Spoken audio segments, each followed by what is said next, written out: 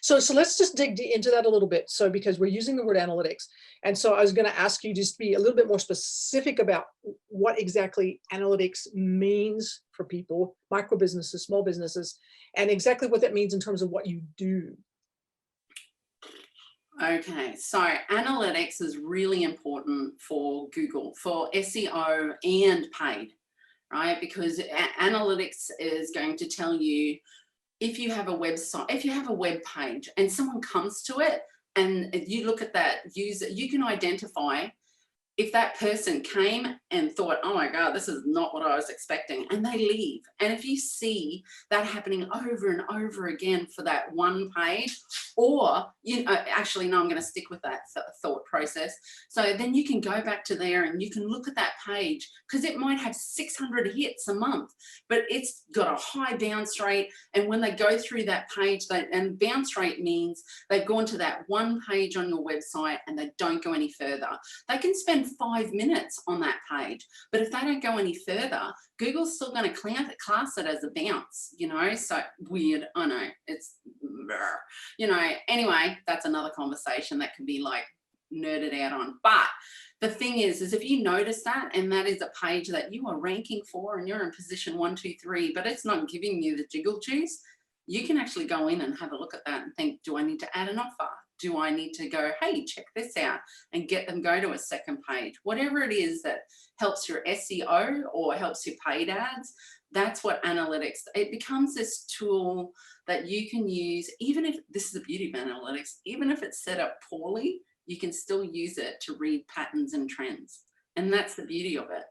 So to me, I always like to think of it as being, you know, as if I'm a detective and I'm looking at my sales funnel and I'm going, what's broken? What's not working as well as it could?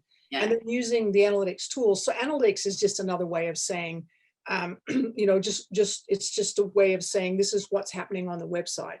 Yeah, and most web developers will say, hey, do you have an analytics code so I can put it in the back of your site?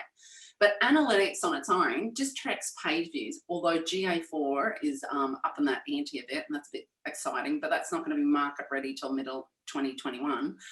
But it does the basics. It doesn't show you the messy middle. So that's why in Rumble, we work with Tag Manager to help create a little bit more of an insight in the click behavior, scroll behavior, play a video, download something, subscribe to a newsletter, etc. But we show them with those two, and there's another two, like there's Google Data Studio, Google Optimize, etc. And Google is really moving into 2021 in making those 4 parts of their measurement toolkit becoming super niche, super steroids. You know what I mean? Like like if you're a smart business owner and you're saying, you know what, I'm going to, rather than choose a pay to play software, which is, you know, there's Wicked Reports, Irene is saying the same thing, which is actually going to be defunct in another 6 months. That's my prediction.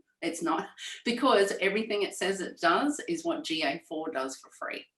So Aridi's paid. Aridi's paid. Wicked Reports is paid like $450 US a month. I'm not quite sure about Irene.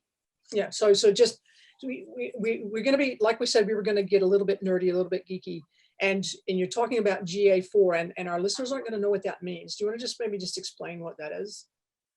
Google Analytics 4 is the new improved Google Analytics, because in the past 2 to 3 months, Google has made some huge changes around cookies.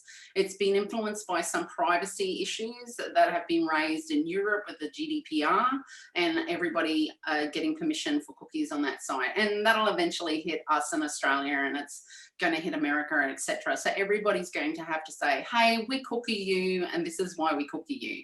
And it's mainly for retargeting purposes and creating audiences, etc. And it's only, you know, bad marketers that use cookies in a bad way. Cookies are not bad, bad marketers are bad. So GA4 is the new version of Google Analytics, Universal Analytics. Even though Universal Analytics is still going to be fine for another 2 years, they are going to do what Google always does, is reward people who adopt the new and let go of the old, because they're going to give you much cleaner data. And the reports that you're going to see in GA4 is more around analysis, and they're going to make it really easy for you to have basic reports already pre-built for you, whereas in Universal you kind of have to have someone build it for you or show you how to build it, so that you can actually curate some of those key activities you want to see in a report on that one page. Like, did they come from Facebook ads, and did they do a major or a minor goal conversion? You know, like you can build a report about that.